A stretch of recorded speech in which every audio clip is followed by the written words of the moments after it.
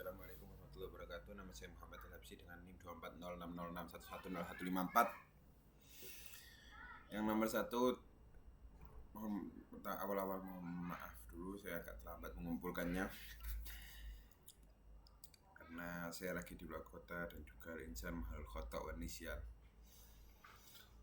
Nomor 1, tujuan kita mempelajari SPI adalah untuk memperbaiki keislaman kita, membentuk identitas keislaman, dan juga untuk mengetahui apa yang diperbuat oleh salaf-salaf kita khususnya Nabi Muhammad SAW, dan agar kita dapat mencontoh apa yang beliau perbuat. Dan juga nomor 2, dakwah Nabi Muhammad SAW di Mekah itu diawali dengan cara sembunyi-sembunyi dan dilanjutkan dengan cara terbuka terang-terangan. Itu adalah pertama adalah sir selama 3 tahun dan juga terbuka. Habis itu strategi dakwah beliau adalah salah satunya mendekatkan diri kepada para keluarganya dulu, karena awal yang perlu diperbaiki adalah keluarganya. Habis setelah itu langsung kepada halayak umum. Sebab hijrah dan pembangunan Madinah. Sebab hijrah Muhammad SAW itu adalah ancaman demi ancaman oleh kafir Quraisy dan juga dukungan dari orang-orang Madinah. Langkah awal di Madinah, beliau Muhammad SAW membangun masjid dan juga mempersaudarakan kaum Muhajirin dengan kaum Ansor dan membuat piagam Madinah secara plural, dan juga Nabi Muhammad SAW memperbaiki ekonomi dan ekosistem kota Madinah. Kepemimpinan Khulafaur Rasyidin ini katanya ada pendapat paling utama ada 4, sedangkan ada salah satu pendapat yang Khulafaur Rasyidin ini ada 5. Itu saya baca pendapat 4 nih, Abu Bakar, Umar, Utsman, Ali. Yang pendapat 5 itu Abu Bakar, Utsman, Ali, dan Hasan bin Ali. Dan ini pendapat kalau tak salah banyak diambil oleh orang-orang Syiah. Tapi pendapat ini bukan tidak berdasar, karena pendapat ini berdasarkan hadis Nabi Muhammad Sallallahu Alaihi Wasallam. Model pemilihan untuk Khulafaur Rasyidin ini semuanya dipilih dengan cara demokrasi rata-rata. Nah, Abu Bakar As-Siddiq itu dengan cara musyawarah di Sakarifah Bani Sa'idah. Oke. Dengan Umar bin Khattab itu ditunjuk oleh Sayyidina Abu Bakar dengan persetujuan orang-orang muslim. Sayyidina Utsman bin Affan itu dengan cara juga sama, yaitu adalah pemilihan. Sayyidina Ali bin Abi Thalib itu langsung dibeat oleh orang-orang Islam di zaman itu. Di saat meninggalnya Sayyidina Utsman bin Affan, langsung Sayyidina Ali dibeat. Untuk capaian-capaiannya Sayyidina Abu Bakar itu capaiannya sedikit, karena apa? Di saat meninggalnya Nabi Muhammad SAW, di situ banyak orang-orang yang murtad. Nah, disitulah tugas Sayyidina Abu Bakar adalah memperkuat pondasi lagi. Untuk Sayyidina Umar, capaiannya itu banyak sekali, seperti membuka di daerah Andalus sampai ke dibuka Sayyidina Umar nih Mesir dan lain-lain. Banyak sekali capaian Sayyidina Umar adalah memperbesar wilayah umat Islam. Sayyidina Utsman itu ada pencapaiannya itu adalah membuat mushaf yang standar. Jadi orang-orang penghafal Al-Quran dikumpulkan untuk mencatat kembali mushaf Al-Quran, karena di zaman itu tidak ada catatan Al-Quran secara lengkap, karena seorang punya catatan 1, 2. Nah, disitulah tugas Sayyidina Utsman itu adalah mengumpulkan catatan itu dan mengumpulkan yang penghafal Al-Quran untuk menjadikannya salah satu kitab. Sayyidina Ali bin Abi Thalib, pencapaiannya itu apa?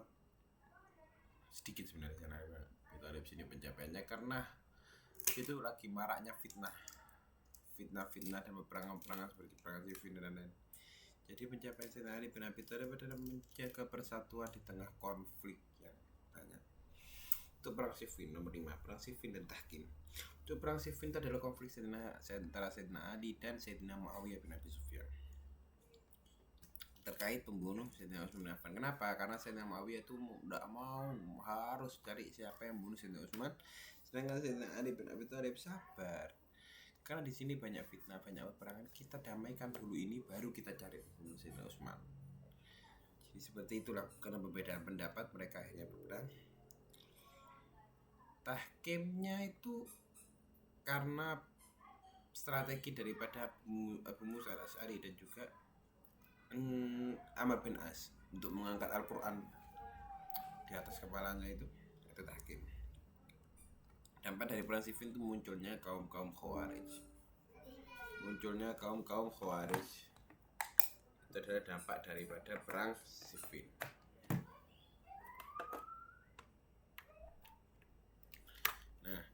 Terus selanjutnya lahirnya Bani Umayyah. Bani Umayyah itu muncul akibat konflik pasca Sayyidina Ali. Sebenarnya enggak, iya sih. Konflik di saat itu Bani Umayyah muncul dan mendeklarasikan dirinya sebagai khalifah yang sah. Siapa khalifah pertamanya? Muawiyah bin Abi Sufyan. Sedangkan khalifah terburuknya siapa? Muawiyah nih, kaum Umayyah, Yazid bin Muawiyah. Itu adalah salah satu khalifah terburuk. Perbandingannya antara Bani Umayyah dan Khulafaur Rasyidin sangat banyak. Salah satunya Bani Umayyah itu melakukan monarki. Melakukan dengan cara monarki itu adalah salah satunya. Dan juga suksesi berdasarkan keturunan. Jadi setelah meninggal ayahnya, diangkat khalifah anaknya. Meninggal anaknya lagi diangkat khalifah. Jadi seperti itu. Dan juga pemerintahan lebih terpusat dan politis. Masa keemasan Bani Umayyah dipegang oleh Abdul Malik bin Marwan dan juga Al-Walid bin Abdul Malik. Pencapaiannya adalah stabilisasi pemerintahan dan juga arabisasi bahasa dan juga pemerintahannya sampai ke Spanyol dan Asia Tengah. Ya, Spanyol ini Andalus itu dipimpin oleh Bani Umayyah emang. Keturunan Bani Umayyah itu keruntuhan Bani Umayyah itu adalah salah satunya ketidakpuasan orang-orang yang dipimpinnya dan juga gerakan Bani Abbasiyah. Bani Abbasiyah bergerak untuk meruntuhkan Bani Umayyah. Nah, lahirnya karena ketidakpuasan kepemimpinan Bani Umayyah. Bani Abbasiyah ini nomor 9 lahir karena ketidakpuasan terhadap Bani Umayyah dan khalifah pertamanya Abul Abbas As-Saffah. Bani Abbasiyah ini siapa? Dia itu keturunannya Sayyidina Abbas. Capaiannya itu adalah ilmu yang meluas, baitul hikmah, dan juga ekonomi perdagangan yang maju dan juga budaya yang asimilisasi budaya. Keruntuhannya karena konflik internal dan juga serangan Mongol. Perbandingan Umayyah dan Abbasiyah mirip-mirip lah, karena kekuasaannya sama-sama kekuasaan yang kasar, yang saling membunuh apabila tidak sama dengan pendapatnya. Tapi perbedaannya juga ada.